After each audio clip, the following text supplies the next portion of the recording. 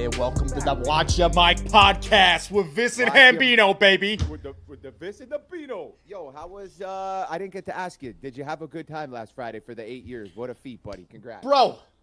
Yeah, it was a freaking awesome time, dude.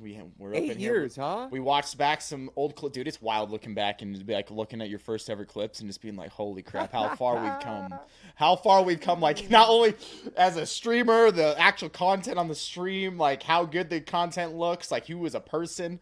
Like, I look back and I'm like, damn, that was a totally different person back 8 years ago compared to now. That's insane. And you see, like, aside from that, not only are you different, but all the tech has made such advancements, too. So the streams just look and sound, like, way better. It really does feel like you're watching, like, America's Funniest Home Videos when you look at some of those old clips. Yeah, dude, it's kind of wild, huh? That's an interesting reference. Where you like, look back like, damn, how long ago was that? It's insane. Right, and it seems like it was forever ago, but really, like, only a couple years, right, too, which it's crazy. Uh-huh. What's, How long you been at it now? You're coming up on like what?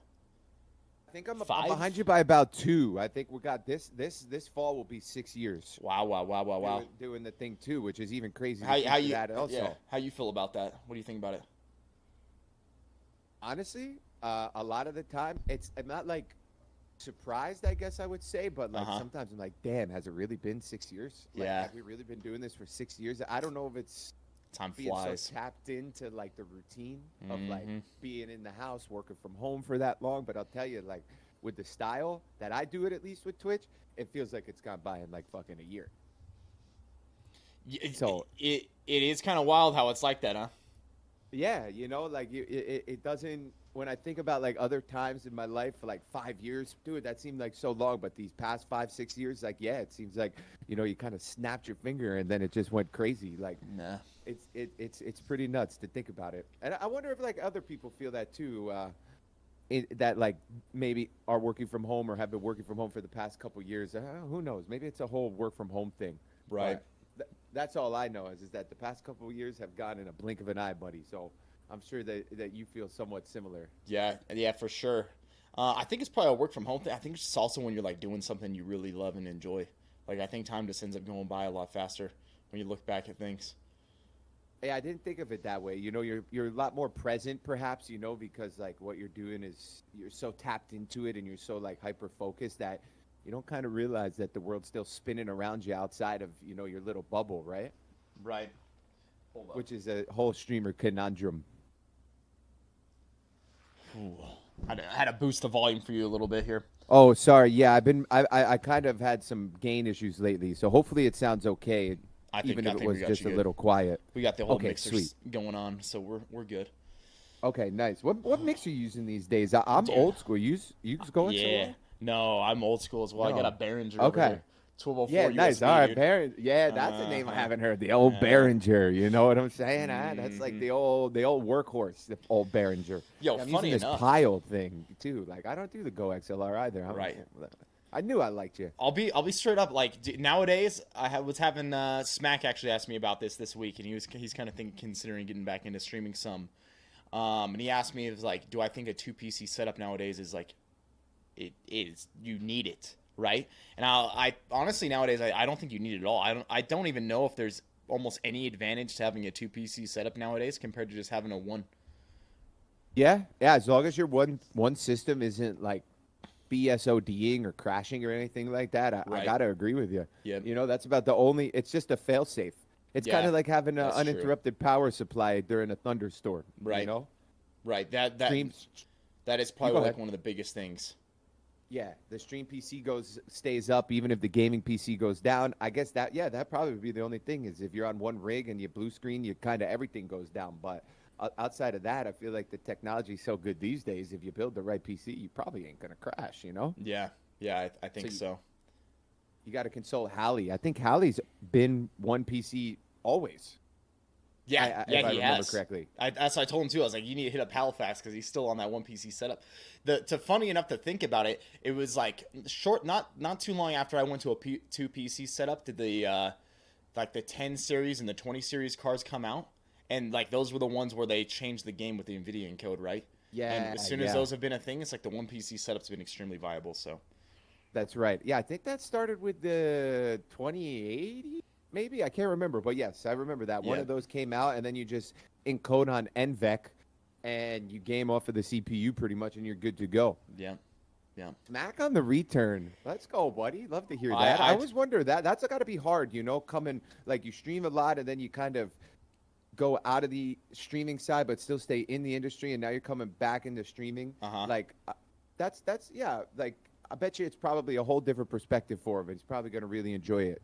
Yeah, maybe you can, because it's kind of interesting because when you first get into stream, you kind of come in and you start off in PUBG, or you Yeah. might have played.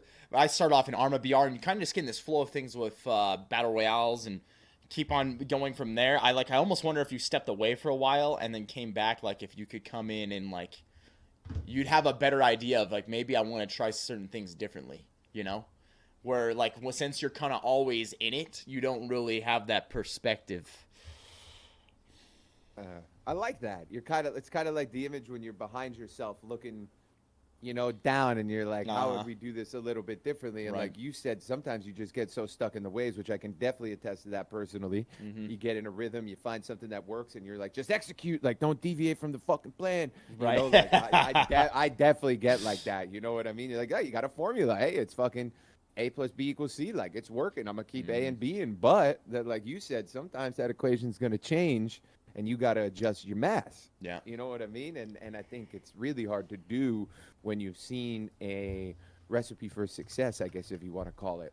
How do you re-strategize to find that again, which, is something that I guess is part of the industry. Like we kind of talked about on our last podcast, that riding the wave of the industry, riding when you're doing well, riding when you're not doing so well, figuring out what works and what doesn't. But that's a great point, Viss, because I could definitely relate to that stuff. I guess you call it stubbornness a little bit, right? Maybe. I think sometimes you just kind of get in the flow where, like, when you have a little bit of time away from something, you can get a different perspective. I've seen that. And I feel like it's not as trendy as it once was. But have you ever thought about taking an elongated period of time off? Because I feel like I've seen a lot of people, not just in streaming, but other industries, that say one of the best things they ever did was take like 30 days off from something like that I was doing. Like, bro, I feel like if I took 30 days off, like I'm gonna lose my pep in my step. Like I get anxiety about the long break, but like here it's kind of good sometimes. I don't think with what we do, we have the luxury to be able to do something like that. That's what I like with streaming and how content creation works with Twitch. Like, I don't think you really have the luxury to be like, I'm going to step away for this amount of time and then come back. I think in other industries, like, very you can valid. do that, right? Because you're like, when it comes to streaming, it's like everything has to do with your audience. And I mean, I realized just by going and playing in PUBG tournaments that I was gone for a week, how different it was when I came back. It was like, I'd leave. I remember in PUBG, it was like, man, I have like, I was at like sitting around like 5,000 viewers every single stream, right? And then you go and play a PUBG tournament for a week. You weren't live for a week, and you come back and you're like at 3K now. And it's just like, bro, all the competitive, yeah, too, and all that changed. All that changed was you were gone for a week, and then it's 2,000 less people watching your content, and then it's like you have to build that back up, and it takes like to get back up to 1,000. It would take like a month. So for leaving for 1 week, you dropped by 2,000 viewers. It'd take like a full month to get back up to 5, and then I'd leave for another tournament, and it'd be back down to 3 again, or 2 or something when you came back, and it was just wild. It was wild. It's crazy how cutthroat it is sometimes when you think about it, And it really seems like unless you really get to that like top 0.0001%, you really don't have this luxury of taking an elongated period of time off, Like the Hamlins and the Myths and the these larger streamers, they have that, luxury of being able to, disappear for 30 days and then come back to 10K viewers. Or whatever it is, So and it's crazy to think in the about right circumstance. If you're like big enough, you can step away and it'll actually improve. It might help you, right? Like I've seen, how many times have you seen that with like Doc? When Doc stepped away and he'd be gone for like month, 2 months, 3 months, and then come back and it's like the biggest stream he's ever had. And like I've seen the same with God. There's been other people too. That's like the top one that came to mind. But like, yeah, like that, like Hamlin and Daquan when they were like stepped away and then they came back for their stream, it just blew up. Um, It's there's like the only ability to not get it. there's only certain you got to get to a certain level. You know, you got to get to like an absolutely just unprecedented level to be able to pull something like that off. Yeah, which and it's crazy to think like how big that level is, you know, because like Yeah. both of us have been, you know, quite successful in the Twitch journey thus far for us, you know, respectively, and both of us sit here saying that like, yeah, neither of us have reached that point to have that ability to be able to take off an elongated period of time and feel comfortable Right. doing it, you know. So it really does, it kind of makes you see that like even as you find and succeed in this game, there's always like another little thing that you got to try to figure out how to get around or get over or like adapt. It's funny like that. Yeah, I now that I think about it, I think for the past couple of years, whenever we take a couple days off or a little trip, you're right, dude. I'm like strategically planning it.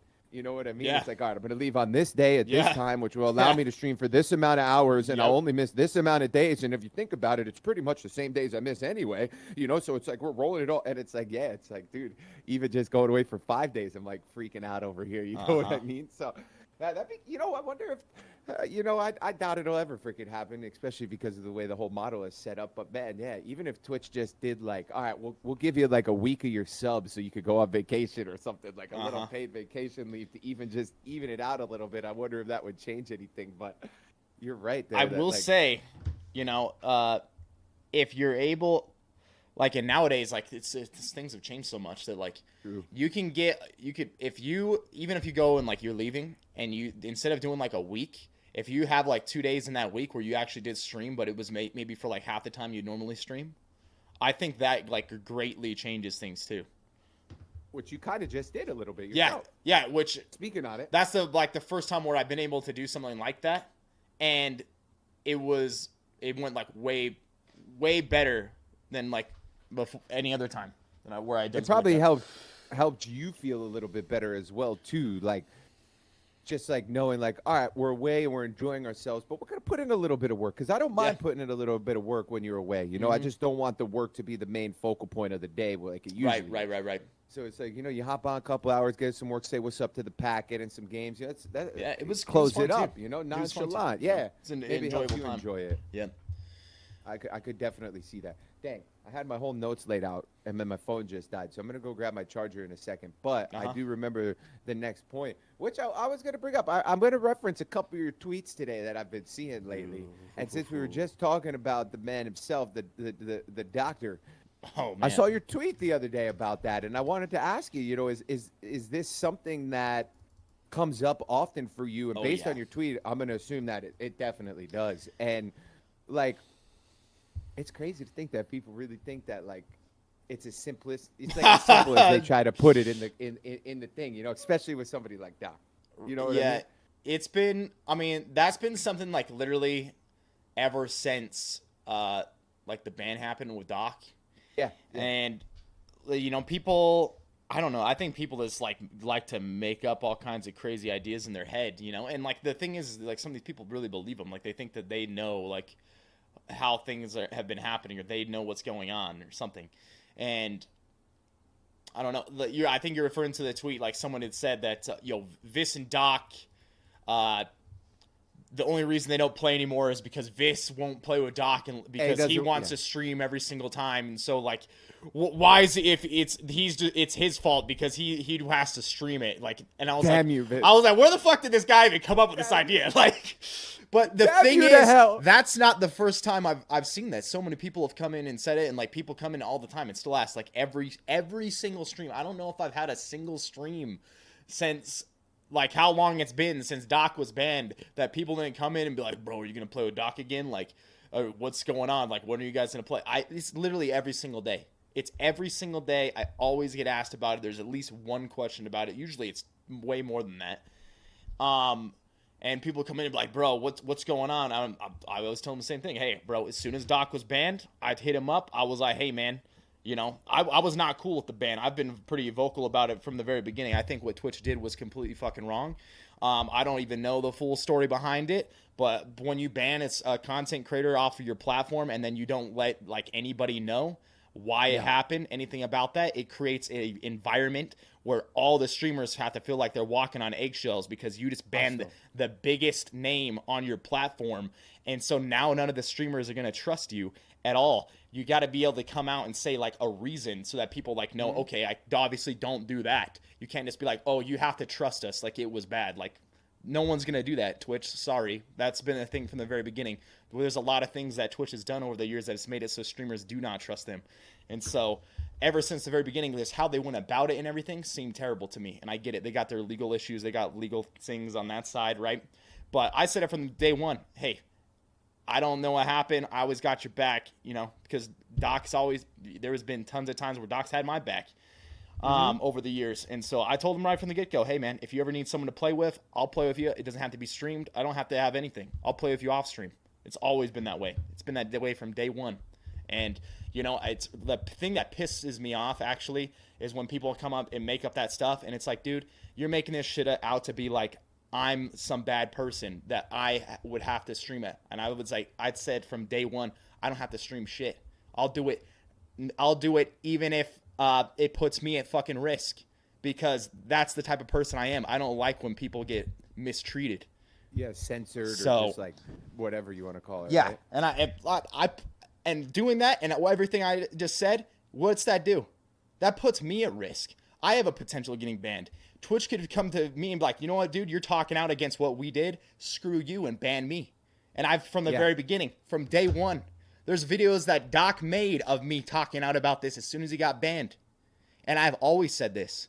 I'm willing to risk it all. I don't give a fuck, because that sort of thing for me, loyalty to my friends and people I care about is worth more than any money. And that's how it's been from flipping day one with me. That's a huge principle, man. Very, very respectable principle as well, which I think that a lot of people don't hold that like to value in this game, you know, because it's such a cutthroat industry and people are just trying to leapfrog a lot of people and stuff like that, you know? Right.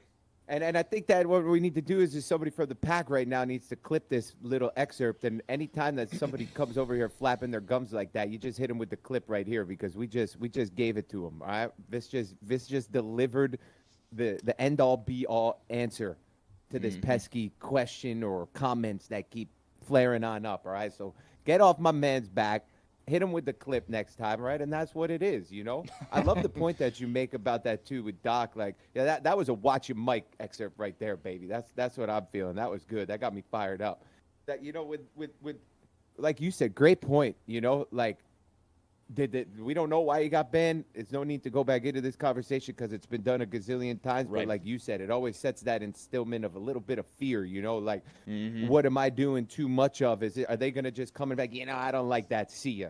You know what I mean? Or are they going to just take anybody out at any given time, no matter how big, how small, whatever? You know what I mean? Right. Exactly. So exactly. I do think that is, you know, the way that you're handling that is perfect. You know, it's very respectable. And like I said, you know, anybody who is doubting it, I'm sure if Doc hit up Viss and was like, hey, dude, you want to play some games and we'll get some other content, you know, Viss is there. You know what I mean? So you got to remember, too, that, like, everybody in this game, we're all in our own hustle and flow. And, you know, it's easy to see who supports who if you look between the lines. But like you said, some people are just very quick to jump the gun or maybe come up with an assumption that just isn't correct, you know? And I feel like that's like an internet issue. It's something that gets to me, too. I got to, like, try to ignore these types of comments when they come up. But, you know, sometimes you just got to set them straight. You know, you got to let them know, watch your mic, because that's not yeah, you better watch your damn mic. That's not what it is, my guy. You know what I mean? So I'm glad we got that out there. That was some good clarification. Would you like? That would be fun too. Like just playing some games offline, even like that. But who knows if even Doc would even game like that too? Right? Yeah, I don't know.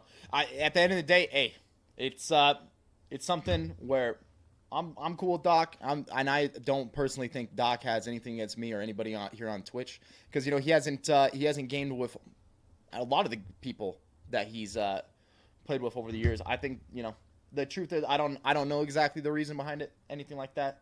But I'm just wanting to like clarify it out there. Hey man, and when it comes to me and people that are my friends, I got their back until the end. Okay.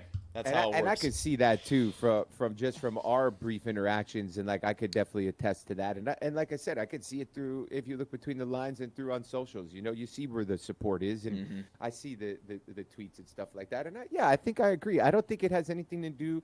Doc's probably when this all happened to him, he's probably just trying to get in his own rhythm as well, and he Right. knows that like playing with people and trying to schedule games with people on other platforms that could implicate them or have to go offline, like that's going to mess up with his flow too. So, you know, he's probably just trying to snap in because when you're that big, like we just kind of talked about to tie this whole conversation together, it's about adaptation. You know, so Doc was like, all right, I got to get on this new platform. I got to get back on the saddle. I got to get back in the hot seat, you know, and we got to get the flow going. So for him too, you know, he probably had to establish a whole different type of routine to get adjusted to his new environment. So Absolutely. like you said, it has nothing to do with anything like that, loyalty or friendship or not wanting to take a stream for the day. Right. It's just that like streamers, they get into their flow and they get into their rhythm. And like we talked about at the beginning, sometimes you just execute, you know, the formula. Mm-hmm. And there ain't really anything deeper than that. For sure. I got another tweet for you too, so I wanted to ask. You know, we're going right out of the Doc conversation or that tweet to the next tweet, which was Apex new season this week, right? Yes. And This based one's off the been tweet interesting. yesterday, I was gonna say I wanted to get your thoughts because I do, you know, Apex is a great game, comes up a lot in a lot of conversations. I know I got some Apex players in my chat. I know you got a ton of them in your chat. So like, give us a little 411 on the new season. And I'm talking about the tweet you talked about yesterday of having good solo queue games. Yeah, so, you know, to preface this, a lot of there's, you know, anytime a system gets changed and there's a lot of change, people lose their minds, bro. They're all because everybody's like, bro, this is wrong. This is a problem. This, right? Everybody wants to go Surely. into this whole thing. People hate change, bro. So much. It actually is insane how much it happens anytime there's a system like this. But what happened was they came out with this new system, and how it's supposed to be designed is you're supposed to end up getting teammates. And when you play solo queue, first off, when you play solo queue, it's supposed to be, if there's enough people online, they're going to put you against other people that are playing solo. So you're going to get, all your teammates are going to be solo queue, and everyone on all the other teams is going to be solo queue. So you're going to try to find 60 solo players to put into one game. Oh, jeez. Right? Okay. So that makes it so that you're not going against a team where like there's a stack of 3 or multiple stacks of 3 in the game that are all in a Discord that have been playing together for a while, and they have this huge advantage over the other teams, right? Yep. And it's supposed to be based off your MMR, which is your hidden skill rating. So the game tracks your skill rating behind the scenes and is like, okay, this person has this MMR. We're going to try to put people on their team are close to that MMR as well. And then the other teams are going to be around the same MMR. So it's going to be something where the skill levels should be pretty close, right? Okay. And what has happened with that is like, after we played through our provisional games, so they made this system, you play 10 provisional games, and that's supposed to be where your placement's at, right? Okay. For your rank. So the provisional games, to be straight up, went insanely bad. I think with this new system, the MMR, like it had to like, I don't know if they reset the MMR or what. Calculate but it, right, it or took a something? while, I think, for it to figure things out, is how it seems to me. So I played Okay. through 10 provisional games, and it's like, those were terrible. I got some like terrible teammates. I went against some crazy teams. Like sucks. it just seems super bad. Okay, and then I played another about like 5 to 10 games after the provisional games, and they were a little bit better, but not by much. And at this point, I'm like, damn, this system might be an absolute flop, right? But then something damn it. happened after those games, and it's like, Okay. I started getting teammates that were really good, and I started going against people that I could tell they were really good players, but they Yeah. weren't. It wasn't like they're like the top pred in the world either. Sure. No TSM stack And you're playing against. every you know? single game since then has been like that, where it's like it seems Nice. like you're playing against people all around the same skill level. That everybody's solo, or the vast majority are, and you get teammates that are like actually competent and use their mics and want to win. Gotta love that. And playing like that has been the best solo queue experience I've had since the game came out. I've played solo queue tons too. Like we're talking about 4+ Yeah, years. you do a lot of solo And queues, right? this Yeah. system, if it continues to work like that, right? If I keep playing, for another week or two, like things could end up changing. We'll have to see. But if Yeah, it with the continues to be MMR like adjustment. that, if it continues to be like that, that's a great system in my opinion. Like at least for the damn solo queue, keep using that for the solo queue. That has been way better than what it was before.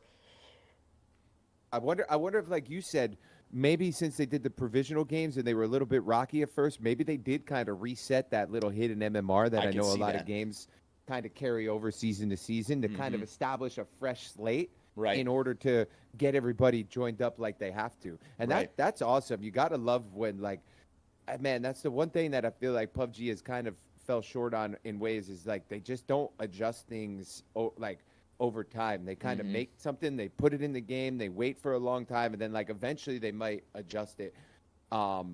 And that's, like, something that I could, you know, for on the opposite side is like there is, like, no matchmaking or, like, MMR or anything like that in PUBG ranked. Obviously some player-based issues. So hearing you describe that ranked experience, dude, I was over here, like, smiling because, like, ain't much better in competitive gaming than good matchmaking. When your team is good, the opponents are good, the games are good, like, that is when gaming just, like, hits. And I feel like a lot of games have struggled with getting that going in the right direction over the years because there's more players, a lot higher skill ceilings these days in the gaming industry. So that's great to hear. So is that only for solo queue they did this, or did they do it for all queues? It's for all queues. So what they tried to do with this new system is, like, if you're playing solo, they're gonna try to get you teammates that are solo and put you against teams that are all solo. If you have a duo then it's gonna, like, try to match some of the solo players with a duo, right? And all the other teams, it's gonna try to make duos and solos. If you're it's 3-stack, then it's gonna try to make all the other teams you're against 3 stacks. Which that system is great. Obviously, the thing about that system is you're gonna have to have a higher population of players on the server at one time for it to work. So, like, pro tip for anybody that's playing Apex right now, if you're playing on a very unpopulated server, this system's probably not going to work as well for you. I would consider taking a little bit of a ping hit and moving to, like, a higher populated server.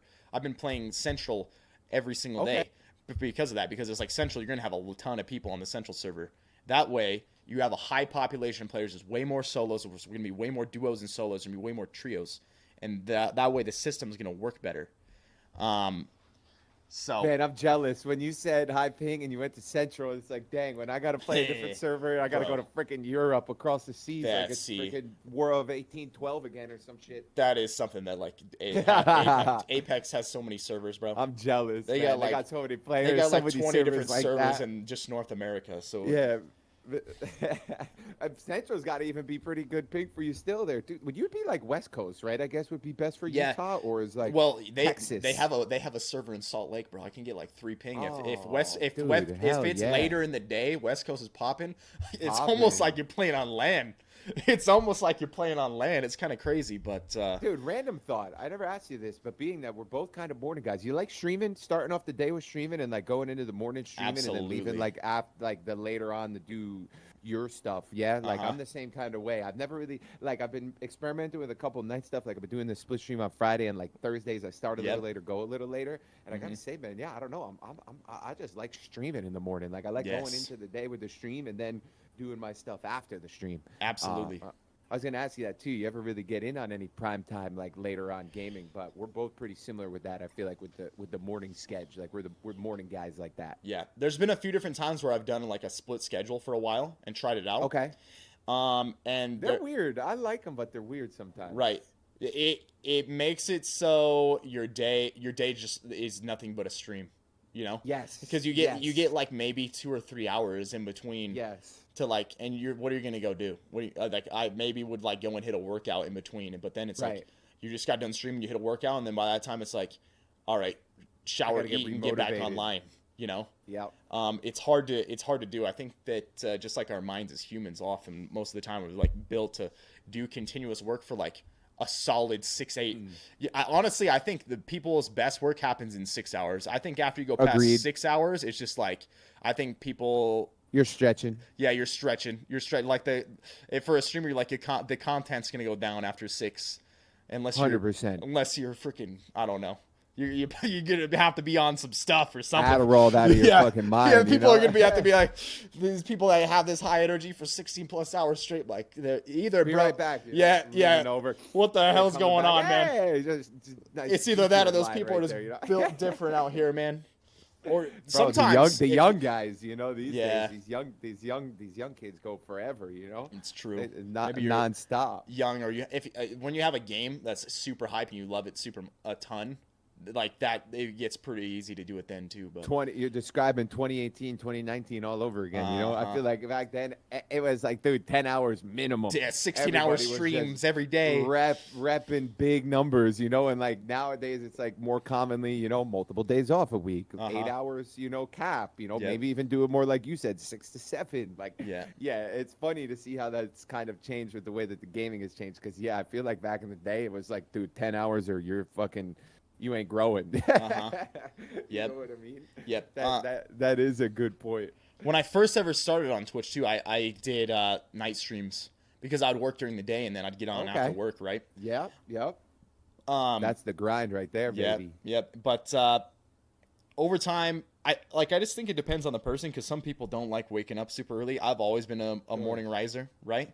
And so when you can wake up and then boom, like you wake up, have breakfast, get ready, start your stream, you get done with your stream. And if you did like 8 hours, then it's only like 2, 3 in the afternoon, 4. You still got, Whole night. like, you got the whole night. You go do some different things with your life where if you wake up later and then you stream and then you're going to get off and it's like 8, 9, 10. Like even if you go to bed at like midnight or something, 1, like what are you going to go do? You ain't doing anything. You're just sitting at home. Like, so that type of thing is, I don't know. I gotta say, like when I do a night stream or like tonight, for instance, bro, my brain is fucked after a night stream. Like I'll get done with tonight's night stream, and it happens every Friday night. I finish up about 10:30, and like, dude, first of all, I don't even like staying up till midnight. I'm a fucking boomer. Like, so if I'm up at 12 a.m., I start getting like anxiety in my chest. Like, oh fuck, the baby's waking up in 6 hours. Like, oh my god, the day's already fucking over. So it's like. That's how I get that, like, late at night, like, anyway. So then you mix it with the night stream, and then my brain is like, because I just finished fucking streaming. Yes. So it's like 10:30, and I'm over here, like, I don't even know how to calm down. Like, what do I do? The wife's already asleep in bed, so I'm sitting on the couch, like, I don't want to scroll anymore because I'm already overstimulated. So I try to, like, watch, and then, like you said, you're just fucking amped up. So then I, like, crawl in the bed, get the shittiest night of sleep, and then, like, wake up at 7 a.m. Like, exactly. You know what I mean? So I don't even like fucking streaming that late at night because like, it fucks with my brain like that, You got like all this stimulus from streaming going on. You're gaming, responding to messages, subscribers, right? You got all the lights hitting you. Your heart rate's going up. You're in a high intensity game if you're playing like a battle royale or whatnot. Then you get off and like it takes so much time for you to like come down from that, right? It's not like it's just like a light switch and you're done and then your brain just turns off. Yeah. No shot, dude. Hey, bro. I need a good like hour to like when you're done tonight. Down to earth. When you're done tonight, bro, I'm saying hot shower, get out of meditation for 15 minutes. Maybe you'll be good. Maybe you'll be good after that. Little deep rest, the deep sleep rest, right? Or how does Huberman say it again? Dang it, I always forget the name of that. Yeah, it's non-sleep deep rest, NSDR. That's right, NSDR. That's the one. That's the one. But yeah, dude, that's how I'm gonna have to do. Like, I'm gonna have to get a little after routine, like you said. Shower, meditation. Maybe a little finger of bourbon or something, right? Like some L-theanine, bro. Get some L-theanine to help you. A little tablespoon, real quick. That would be perfect. Well, spinning with the game news, I saw something else too. I know we've moved past it, but kind of how we kind of came up with the Watch Mike and Viss and I kind of started hanging out was through COD. Like this rank thing, I mean, looks like people are enjoying it, which kind of also attests with like what Apex is doing and what COD is doing. Is like we're seeing a little bit of a rise again in the ranked and the competitive style of BR and the grind. Right. So it seems like I probably will never go back and try it. I'll be really honest, but it seems like everybody enjoying the COD ranked seems to have some pretty good things to say about it, or they're just finally happy to have something to play for. Yeah. I don't know which one it is over there with that game, but a little combination of both, maybe. been a little positive for that overall as well too, with the COD and adding ranked. So that was interesting to see. I'm curious to see how it continues to play. I think I already saw. We'll pull up another tweet here from Mr. Doug is Raw. I think Doug said something like, if everybody's still playing ranked in like 2 weeks, I'll try it. So I guess Doug thinks that he probably thinks that it's just a honeymoon, A little hype phase for hype it. phase. Yeah, a little bit. You know, COD the COD hype was down pretty bad. So like I think with this, maybe some people are being optimistic to try to bring it back up. But Right. still cool to see at least that they were willing to like add a ranked mode, because I think that ranked BR is really good. And if done correctly, can really give people that feel like if they're playing League or Valorant or Counter-Strike, you know, like it's there, but it's so much more difficult with so much more to grasp that it's inevitably like a little bit harder, I think, to make it happen. So, I don't know. Apex's rank system has been, you know, from what I've heard, at least really good in most parts for a while. Right. PUBG's rank system, not so great, but the competitive scene really good. So, it's going to see here now with COD coming out with some ranked, if that adds anything to it, but not Absolutely. sure, you know. It could I'd just be say in and it out. probably hasn't been like, when did it come out? What did Warzone rank? When did it pop? I think just this week, maybe, or like Did they maybe, try to like coincide the release with Apex? Is that what they might tried have. to do? They might have. It seems like a lot of games have been kind of doing that now. All But I yeah, know I is think maybe Monday or something. how I can like if you want to know if a community is like receiving something really well, all you got to do is just wait like 3 days after something's released and then go and see where it's at on Twitch. Right now, it's like True. Warzone's not a bad spot, Oh, yeah. but it's not up that I didn't see high if you're- from like where they're normally at, right? Okay. And so like if it was like really good, I'd be expecting to see Warzone in like at least the top 4 right now. Yeah, having games, like right? like 80K viewers or something like Yeah, that. it's got you would have seen a more of a pop where Damn, I just clicked on the Warzone and saw freaking top Warzone viewership right now is actually like a big PUBG player. yeah, that's crazy. Huh? So maybe they're enjoying the rank there. Yeah, maybe. Or something like that. It's giving it more of like that kind of a feel or something like that. Well, I think speaking of PUBG, I think we got to talk about the fact that Yeah. after all this time, it's finally happening. Huh? It's finally happening after all this time. So it'll be. I went into the test server and tried it out. Right. I don't wanna use my own bias to like, you know, skew anybody's excitement or opinion of what's coming out. I think that what they did is like it's definitely a step in the right direction. I still think there's probably a couple things that will not be fantastic in the current system. So let's just hope that they're willing to make adjustments on the fly. If they're willing to make adjustments on the fly, I think that I could see it getting smoothed out and working really well. But I guess like we're kind of in that stage with PUBG where we've always been, where like I guess it's better than nothing, you know. And man. it's like we don't really want to keep saying that. And I feel like even if I don't know if you've seen Hallie's been tweeting about it a little bit. He's been kind of airing out some of his grievances with the current system that they have on there. There's a couple potentials for ways for like you have to get this chip, but this chip is lootable off of a body, kind of like an Apex card, but an enemy can take your Apex card. You can't take an enemy's res card in Apex, right? No, you can't take it. No. Yeah. So in PUBG, you could take it and then like, I guess, you know, theoretically take the chip and fucking like hide it in a bush. And now I can't find your chip, so I can't fucking res you because the enemy took your chip and hid it in a bush before I could like kill the enemy and get your chip back. Take it and So go there's drop like it in the ocean or something. Exactly. Like, fuck this guy's respawn or throw it out the window when he's there's driving in the car or There's a something whole like that. lot of like things that I could foresee happening with that. Yeah, so, you know, and they're still kind of doing this system where, like, if I so say you die at phase 1, right? We hot drop Viss and I hot drop. We fucking rack up like 14 kills, but that one little 15th kill with the guy with the rat with the shotgun, he takes out my man Viss, all right? So I grab Viss's blue chip. I diddy bop on over to this little tower because they're doing an Apex-esque system where you take this chip to a tower. You go to the tower, I slap his chip in there. You don't come back until phase 2 starts. In the airplane. It's not instantaneous. So with that being said, say that when I stick your chip in the machine, there's 3 minutes left until phase 2 comes. You're waiting 3 minutes to respawn. Right. Okay. Not horrible, but like not what you would maybe want either. So it's whenever the next circle shrinks, right?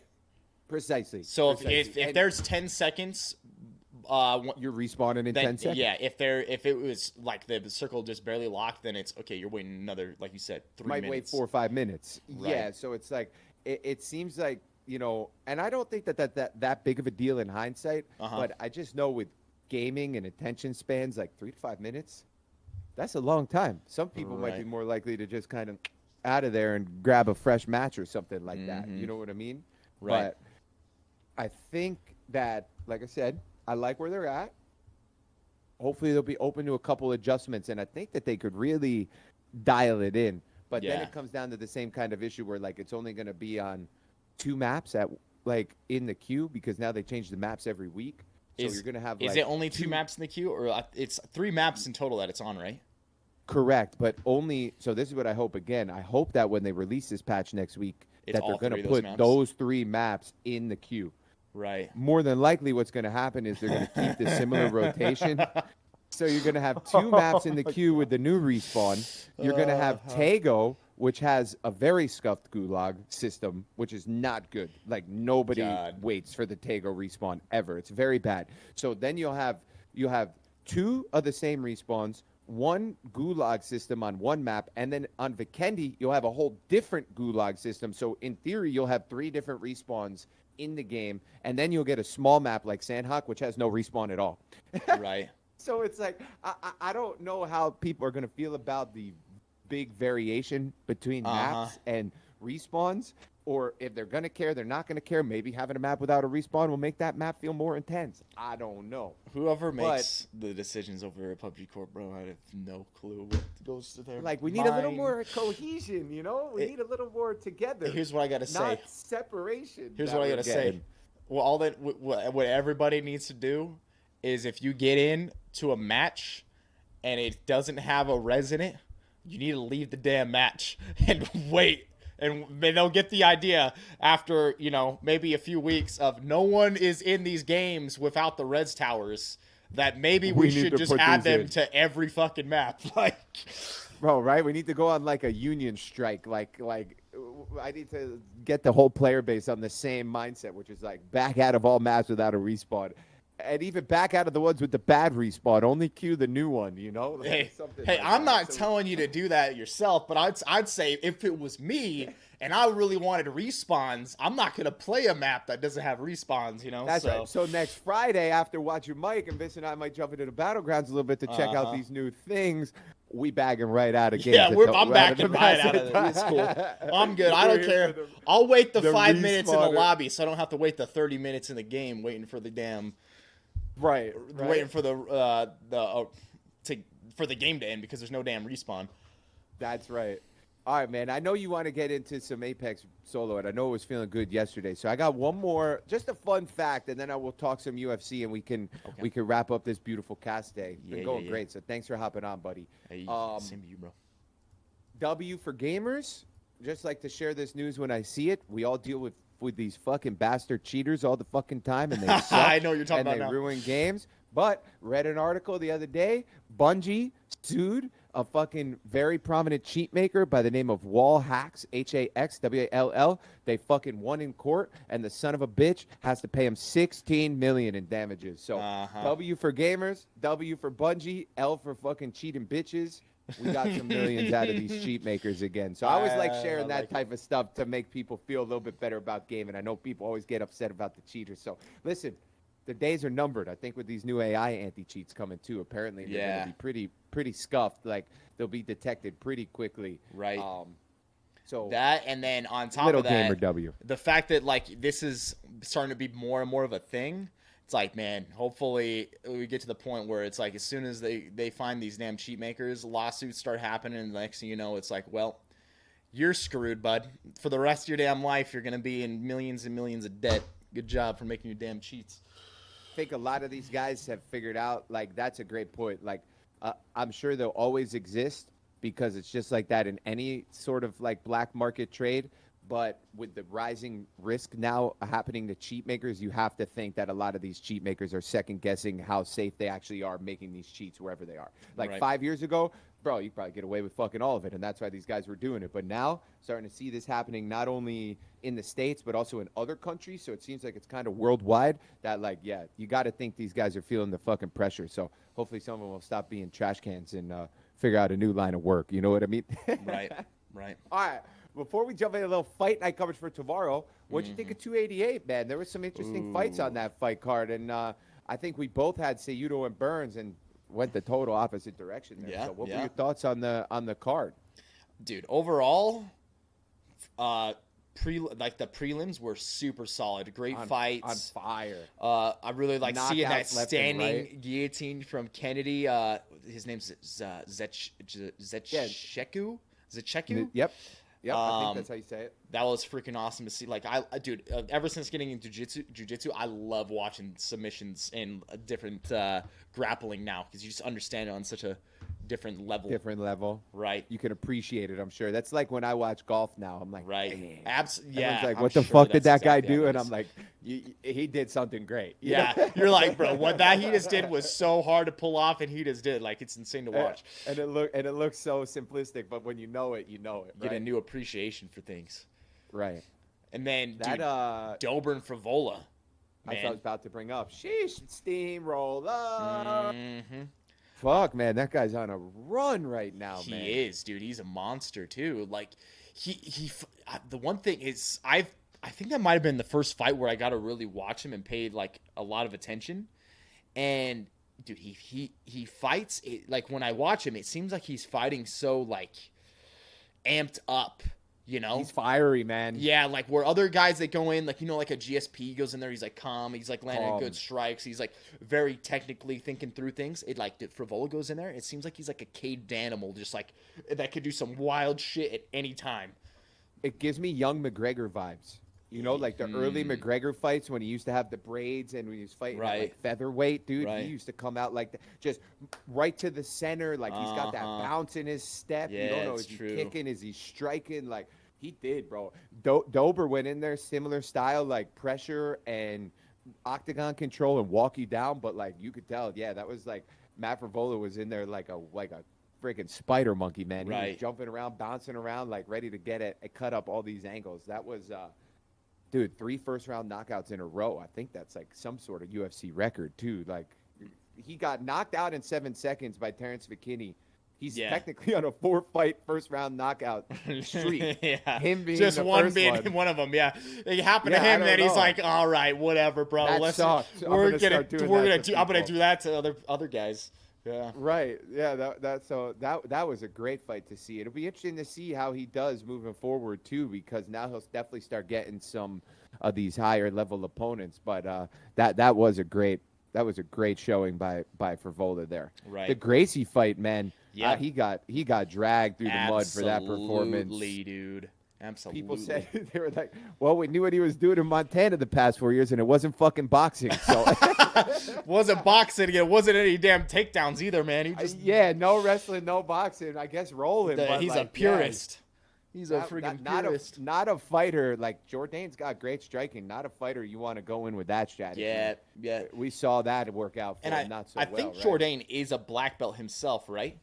If I'm not mistaken. I think Jourdain also is a jiu-jitsu black belt. So, you know, in a pure jiu-jitsu match, like Gracie's going to be the guy that's going to end up winning that, right? But when it comes to an actual mixed martial arts fight, once a guy knows enough jiu-jitsu to just neutralize their jiu-jitsu or not put himself in a bad position, like Jourdain did such a good job. Bro, you saw what he was doing. I wanted to ask you about that. I don't know if you could see me on the backstage right now, but I was, whenever he was in top, like when Gracie pulled guard, bro, Jourdain was fucking like ear muffing because he didn't want to like leave any of his arms out, and he was just striking like this, like a T-Rexing. You know, he like wasn't removing his elbows from his like rib cage. Yeah, he had those and pins. I never really saw that before in a fight, but you could tell that he was very worried about letting a limb get a little too loose and Kron snatching it up. Yeah. So that, He never gave him a chance. Anytime Kron would try to like change his hip angle, Jourdain would stay aligned with it. He would just hug down into the stomach. Like you said, Yeah. he kept his arms pinned the whole time. It was just like he was just like, I'm just gonna be turtle up and be extremely defensive. And then even the other thing he did, he had such good flexibility that sometimes he wouldn't even be on his knees. He'd be doing that on his feet. And so as soon as Gracie would open his guard, he just would explode out immediately. He'd be like turtled up, and he's not even on his knees. He's like actually back on his feet in a squat. And then it's like as soon as Gracie's gonna open his guard to try to change an angle and get an arm lock, something like that, boom, Jourdain's just out of there. And it was really well done. You could tell he had been just practicing probably nothing but against jiu-jitsu guys the whole time. And he has a bright future. Yeah, for sure. He's a great fighter. I mean, he came in with a great game plan, executed it perfectly, and great striker. I would foresee Jourdain doing continuously well.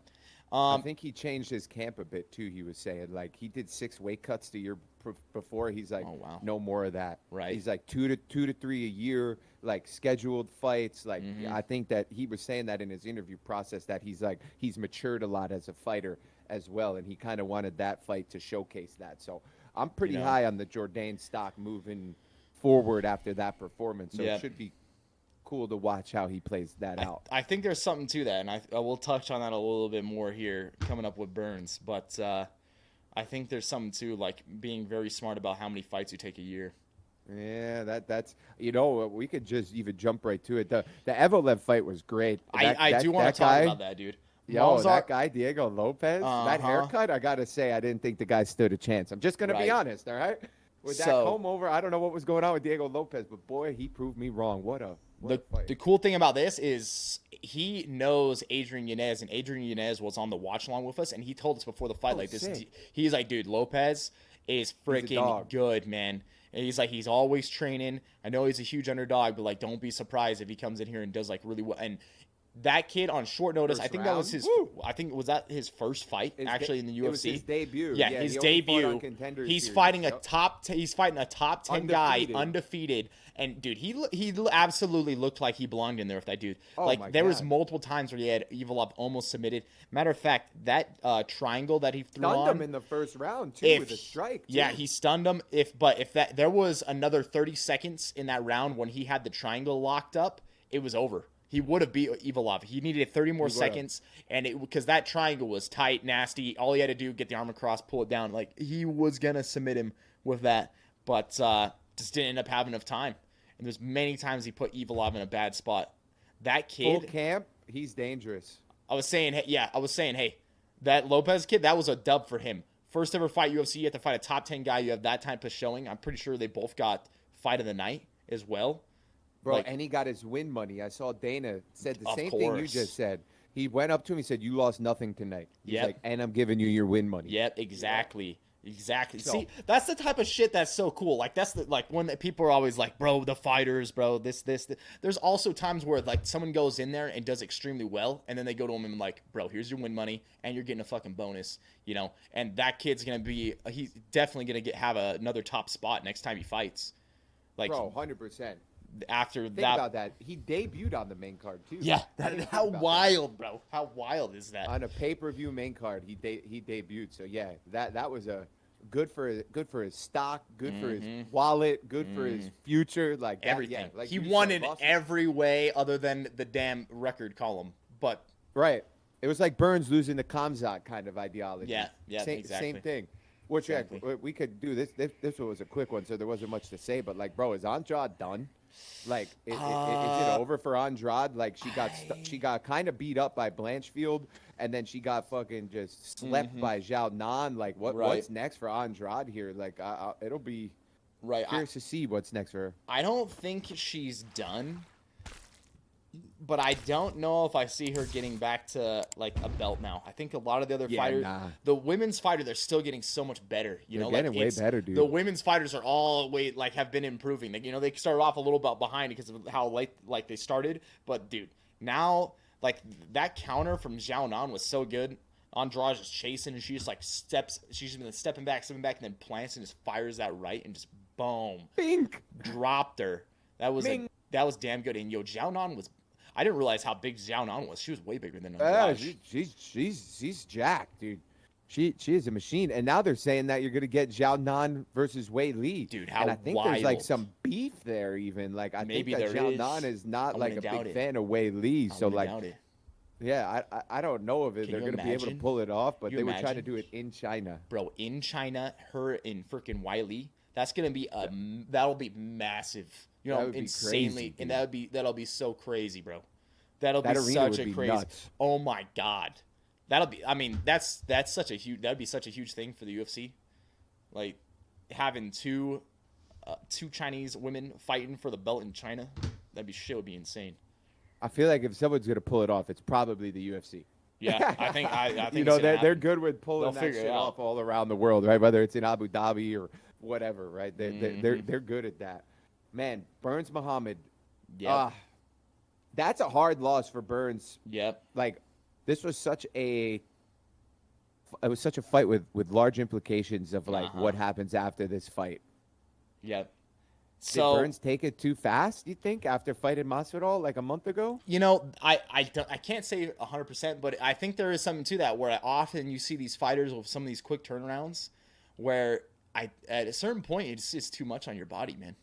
You know, like Right. you're not going to come in there with the same pop that you would if you had taken the like some time off and then got back into a fight camp and ramped up for a fight. When it's like fight camp, fight, no time off, fight camp, into another fight, especially like one with this big implications for Burns. It's almost The like fighter like Bellow. it's easy to say in hindsight now, but like if you're Burns and you're looking back at this, like do you think he's not like, damn, I should have, you know what, just taken like Oh a my few months off and then went into a fight camp and then fought, especially when it was like such a big fight where it's like basically this is for an interim belt.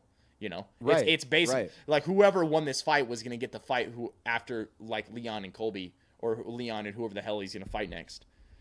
And say something falls out, say Colby gets injured, he steps in. Yeah, boom, Muhammad's in there. Next thing you know, he's fighting for a title. So, it might Less than have 30 been days. something where he should have just like maybe he needed to hold off a little bit longer. The big thing was did you see what happened? Did you see the injuries? Yeah, I saw your I actually didn't see this. I knew he was injured, could tell something was wrong during the fight, but then I didn't know exactly what happened until I saw your tweet list and holy Right. smokes. So for anybody out and there, this happened mid-fight or before the fight? That was the only thing mid-fight. I was So confused on. that's the It thing. landed on his shoulder, right, or something? Yeah. Mid-fight, I mean, that means Bilal did the damage, right? So Right. like I give everything to Bilal. It's just like one of those Sure. things where you'd like to see. No one wants to be like, You don't want an injury. You don't want to see the injury happen. You want to see what happens when two guys, are fighting the whole time. But hey, Bilal made it happen. So if you injure your opponent during a fight, you did that. But here's what he had: he had a sprained neck, torn left deltoid, right? Torn left trapezius muscle, and a torn left AC joint. So his entire like shoulder and Was part probably, of his like- back was just completely compromised. And the fact that he was like still dangerous after that, like you don't even have it one side of your upper torso is just gone, and he was still like he still landed some good shots on Bilal. Bilal was like, And he went 5 rounds. yeah, he went all 5 rounds. I think Bilal would just realize like, hey, he's compromised. I'm gonna easily be able to win this. Why should I risk it when he's still so dangerous? Yeah, he could catch me with a Yeah. check left or something Yeah, like that. he and put me absolutely out, could have right? too. Because now that's the flip side. Now I think people are like, well, Bilal Muhammad, Bilal, Yeah. remember People- the decision, Muhammad. You Yeah. know, or like what? People people love to hate Bilal.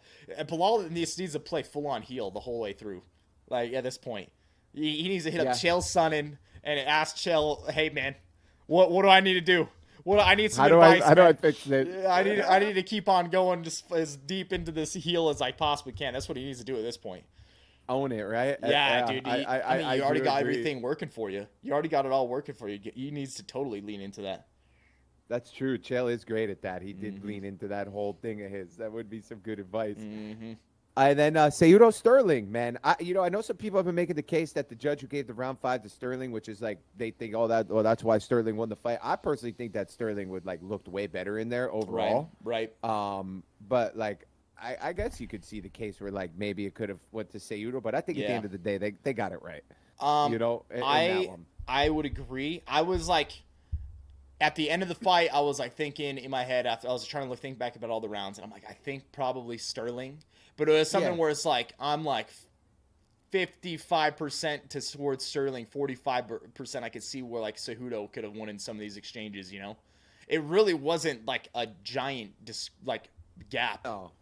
No, it wasn't, and I think Cejudo did more damage to himself talking all that shit. If he would have just like went in after this break and fought and put on this performance, people would have probably been like, you know what, actually that was pretty damn good.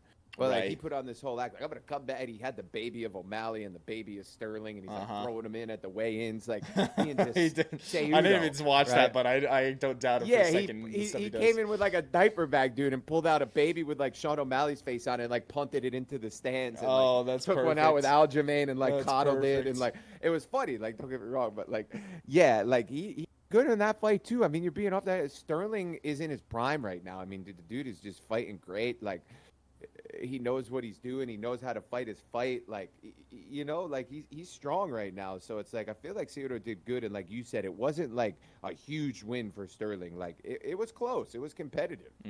What's next for Cejudo? You think he fights Merab and tries to get some like revenge there? Or that would be maybe one of his best ideas. That right there. And which is like, it's a super tough fight, right? It's but hard fighting. That you beat Merab, you're immediately back for a title fight. And, like, then you got a storyline of, like, I beat your boy, Sterling, right? Yeah. And so, like, now I'm coming to re-challenge. You got to defend your friend, or something like that again, See, right? If I'm Cejudo, I'm pushing for that fight. And then if he loses that fight, I mean, it depends on what he wants to do from there. But go back to coaching. Probably go back to coaching. But that would be the game plan. If you want to get back to the belt as fast as possible, you fight Merab. And if you beat Merab, you got a good opportunity to get back to Sterling. Or, hey, O'Malley wins. It's possible. Say, hypothetically, you could see him fight against O'Malley after that too. So it sets it up. He's still got opportunities there, but he's got to come back and win a fight. I would be really pushing for that Merab fight if he wants to get back to the title as fast as possible. That's how you do it. I agree. I think I even saw him tweet something about it, so I think he might already be calling him out. Fucking that Sean O'Malley fight versus Sterling should be good. It's either Sterling by boa constrictor style, or I think O'Malley by knockout. We see like another Marlon Moraes on Sterling knockout, little kick to the head off a shot, kind of vibe. Like I feel like Sean could make a read there and make something happen, but that's going to be a tough one if Sterling gets a hold of him.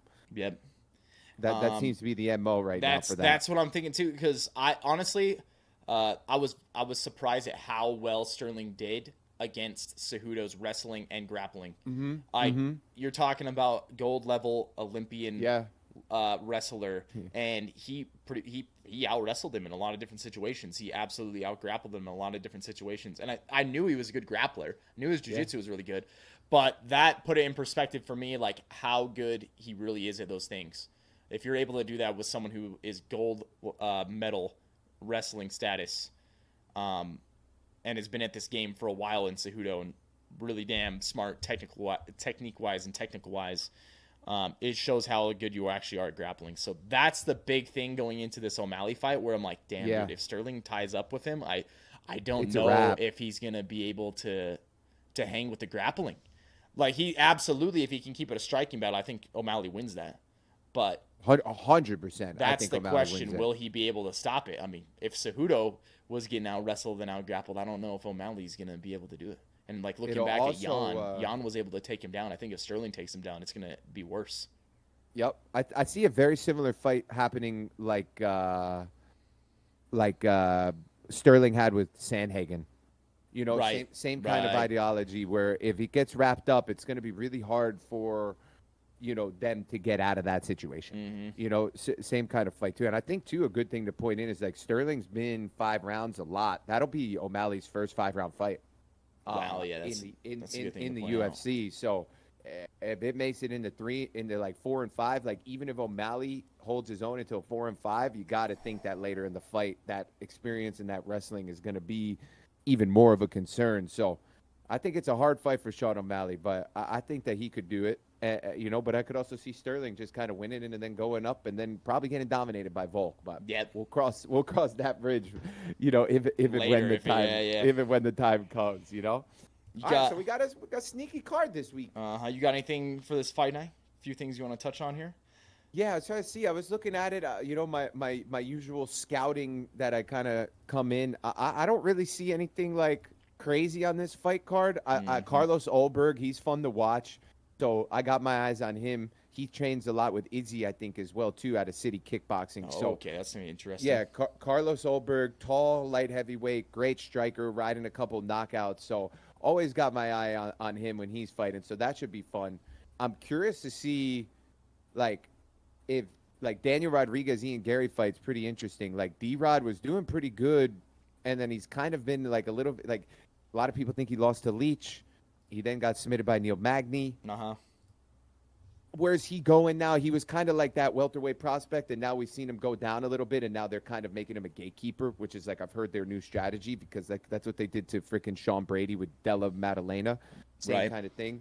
So that fight should be interesting too. It'll be interesting. Is Gary ready for D-Rod? Is D-Rod ready for Gary? I'm not sure how that one will play out, but I think that's probably the main fight that I have for tomorrow that I think should be like pretty interesting. How about yourself? Anything off the top of your head that you see that you like? It's a quiet one, man. Quiet one. So yeah, for me, actually, very first fight that popped out to me, I looked at the prelims, and something I'm pretty excited for is Matt Brown and Court McGee. And the Court Immortal. McGee. Yeah, dude, both of these guys, they've been at it for a while. These are some vets, man.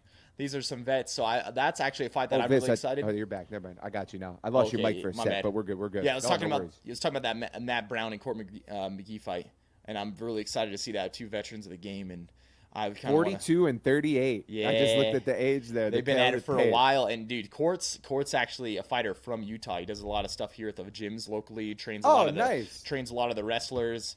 If you guys don't know Court was on the Ultimate Fighter back in the day, and I actually met him. I met him at the. I was sitting right next to him at the UFC fights, freaking in Salt Lake when they happened. Lake? Yeah, when they happened last year. He was Hell super cool dude, super nice guy, man. Freaking. He's like one of the guys I remember correctly. He's like isn't he like a recovering addict? Yep. Or something like that too. If I remember, he got out of like Jared Gooden. Mm-hmm. He got an MMA, kind of saved his life. He got away from left all that in his past, and Yep. now that's always like extra commendable. I'm pretty sure he does quite a few things with that, with helping other people try to get away from that sort of thing, and helping young kids in wrestling and whatnot. And you're just trying to be a good dude. Show them MMA rather than the drugs. You know? Yeah, make a good impact on the world. That's awesome. You got to respect. respectful. You got to respect that style of approach with that stuff. So, we got a couple legends on the prelim there. Mm-hmm. That'll be a good one. I'm excited to watch the Ian Gary fight, and I think Daniel Rodriguez is like a good test for him because I can't remember like watching a ton of Rodriguez's fights, but you look back, like he's had some tough losses, but at the same time, I mean, he's got a win over Kevin Lee, he's got a win over Mike Perry, he's got a win over Li Jinglang or Jinglang. Yeah, the Leech, yeah, right, Leech, and so it's like those three guys are no joke. So. He's definitely a tough fighter. 17-3. It's gonna be a good test for Gary. He had I don't know if he still does, but I think before his Leech fight, he also had the highest significant strikes landed per minute at welterweight. Yeah, that's crazy. So he's got hands. He's a big that boxer. Might be a hell of a fight then. Yeah, he doesn't really wrestle too much. Like he's got good wrestling defense, but yeah, he's like LA, SoCal, like stand up hands, kind of like Nate Diaz without the jiu-jitsu is kind of the way that like I feel like I've seen a lot of D-Rod because he did kind of get submitted in his last fight. So maybe you should go train in Stockton a little bit for that. But yeah, I think that should be a great one too. It'll be interesting. Big implications there, like for both of their futures. If Gary loses, he goes into the rebuild thing. If D-Rod loses, he's probably definitely becoming like the gatekeeper at welterweight. I'm excited to see Lionheart fight too. Like I know he was a little bit upset about that last fight news with when he was supposed to be fighting Jamal Hill before Jamal Hill got the fight on Glover, and he found out about it live, like when he was like in the, doing like the conference, and he was like delivering the news. It was like, oh, I guess I'm not fighting anymore. Like they gave the title to him, so I think he's gonna come out fired up. And I feel like when Anthony Smith is on, he's on. His record's deceiving. He's lost a lot, but when he's fucking on, he's a great fighter. And before he lost to Magomed, he was heating up a little bit, knocking out Jimmy Crute, submitting Ryan Spann. Like, he's still hanging with the young bulls, Yeah, but here the funny thing is like when you go back and you look at his losses, it Oh, like it makes it's him the actually goats. it's Magomed Ankolov, right? It's Yeah. we got Rakic, we got Teixeira, both like extremely good fighters. You know, John Jones, but before that he beats Gustafsson. Hey, He's got a Rashad win Evans over knocked him out, knocked out Shogun, uh-huh. submitted Ozdemir. Like, dude, he's fought them all. Jimmy Crute, Ryan Spann that he's beat. So, dude, Fought 'em all. Smith's still up there, bro. I mean, he could still go on. He could still go on a run. And I think the cool thing is with this fight, where like Anthony Smith and Johnny Walker are fighting, I think they're both kind of at a similar point in their career. Yeah. So it's almost like whoever wins this is headed on the up trajectory, and the other one's probably dropping down On the bit, downslope. Yeah. So we're gonna really get to see. We're gonna get to see who that is. That's true. Fucking Johnny Walker. Fucking that guy's such a character, man. Dude, he like, is a character, bro. He's I an can't say absolute I'm like a character. fan, but like I appreciate it. I appreciate his antics when he's walking up and when he's in the octagon. Like, you know, even though Jamal Hill turned him into the freaking robot, I still like watching Johnny Walker fight. So I agree with you. That should be a good one. And same kind of, it's kind of like on the flip side of the D-Rod Gary fight. Like, big implications for both of those guys. Right. Whoever wins. I mean, if you look back at Walker too, I mean, he's got a win over Ryan Spann.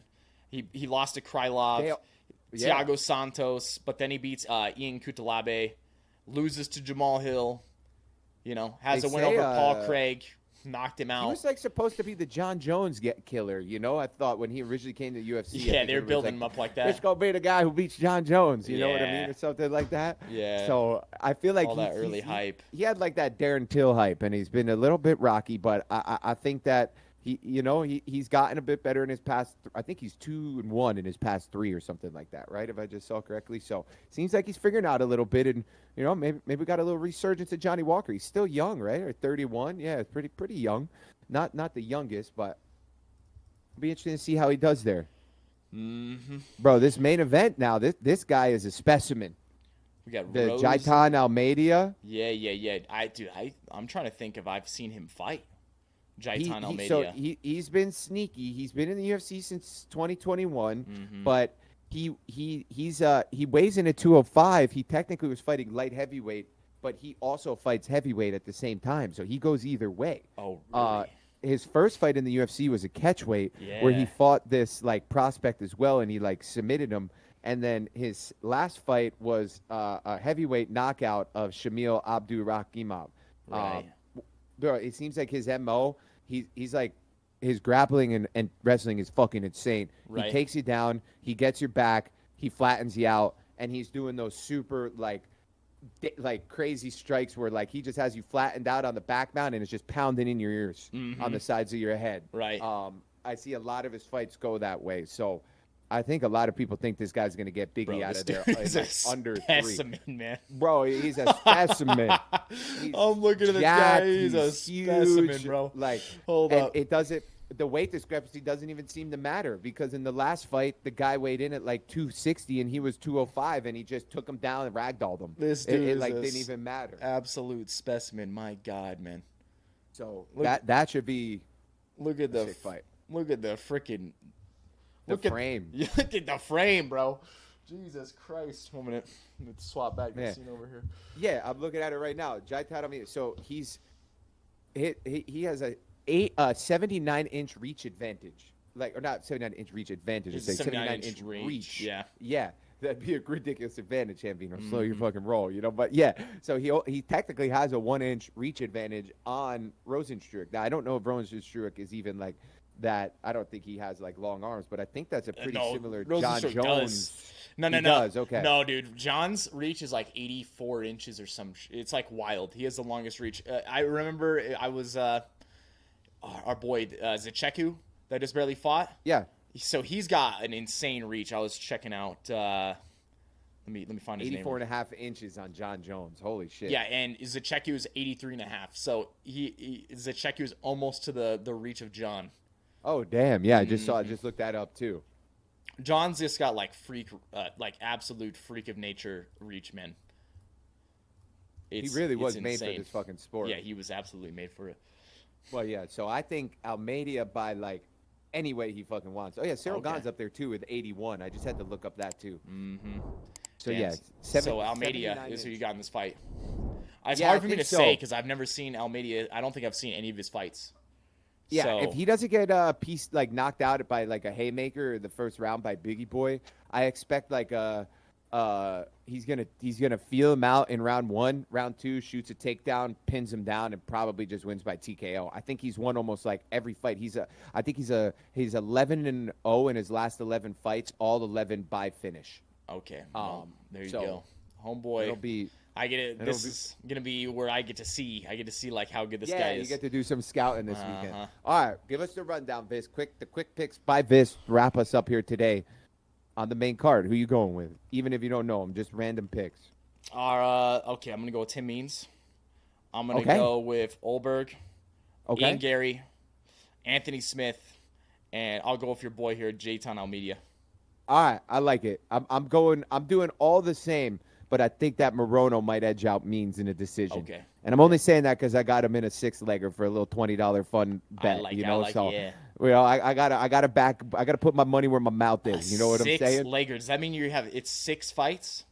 Yeah, 6 fights. So I'm doing a couple weird ones. I got like Morono by decision, Olberg by knockout, D-Rod, Ian Gary starts round 2. Like, I do funny bets like that. I usually don't take somebody straight for the most part because you never fucking know with these guys. What's the odds on some shit like that? You bet $20? What are you winning on that? If you win, I think it's like plus 700. So I think I take home like 300 if you win it. Okay. So yeah, just a way. I like to do small little, fun ones like that just make it a little more enticing and doesn't make me have to it's like you're playing sweat in my bingo living out room. here, bro. Exactly. You got this. I need this. That's right. I do my little research. I look into my fighters and I see where their strengths and weaknesses are, and I just try to do some more fun stuff like that. That does sound fun. Yeah, I got to put my money where my mouth is with Morono and go there. But otherwise, I'm seeing you through with the same picks. I like it, dude. Should be good. No watch along this weekend, right? You're just doing the pay-per-views now, yeah? Pay-per-views, brother. So next one will be pay-per-view Viss, baby. June 10th. Pay-per-view Viss. All right, well, we're yeah, that's right. We have a little bit of a break before pay-per-view. Next week, we'll do a little watching Mike before some PUBG, and you got you're friends with Angie Hill, right? If I remember correctly, I feel like I've seen her comment on your stuff before. She's got the main event next week versus Dern, so we'll cover that next Friday. Absolutely, that'll be a good one. And I'll throw this out there just for everybody listening in the pack and here on my end. I know I've been talking about it. Viss and I've been talking about it. I do think for next week, Viss and I will have our first guest on the podcast, and we're going to be having Renato Moicano from the lightweight division of the UFC. Very big in social media recently for his very viral interview with Joe Rogan after his last knockout of Brad Riddell, or I think it was submission after knocking him down. Right. Where Moicano wants money. So if you haven't seen that video, look it up. He's an awesome guy. We're going to bring on a little UFC guest. We'll ask him some questions. We'll get into the nitty-gritty. Viss and I will try to see how our interviews are. And Ariel Helwani's in the making, so we got a cool little guest for next week. We'll talk some fights and some other stuff, and then we'll jump in the battlegrounds, my brother. Sounds good, baby. Looking forward to it. My man. Yo, looking forward to it. Viss, I hope you have good Apex, great weekend, beautiful rest of your day, my man. Thanks for hopping on the cast today. Hey, everybody out there, watch your damn mics, all right? Hey, watch your damn mics, and we'll see you all next week, baby. Viss, much love, bud. Yep. Yo, later, brother. All right, everybody. Thanks for being here. Thanks for chilling, hanging with me in the pack today. Hey, man. If you're out there, you're new to the channel today, hit the follow button before you go. You can also follow me on the gram, TSM_Viss on the gram, Twitter, TSMViss, TikTok, Viss, YouTube, link in the chat. Hey, man, if you're out there, you know someone else that would enjoy watching the channel that doesn't know about the channel, let them know about the channel, baby. Send them the link. Tell them to tune in. If you're looking to grab any of the merch, it's on the VissWolfpackShop.com. We got all sorts of stuff on the VissWolfpackShop.com, including the Hydro Jugs to help you stay nice and hydrated this spring and summer season. You need a 70-ounce water jug. Boom. Put it next to your desk. Whether you're working, streaming, whatever it is, take it with you to the gym. It's got a nice carry handle. Keep you hydrated throughout the day, baby. Viss Wolfpack Shop. We also got all the t-shirts, way better tees, all sorts of stuff. We got tank tops up on the shop as well. We got also some coffee mugs. Hey, you picked up some Madrinas. You need a new mug for your Madrinas coffee. You want a way better mug, cracked and jacked. Maybe some more emotes up in the shop. All sorts of hats. All sorts of attire over there on the shop.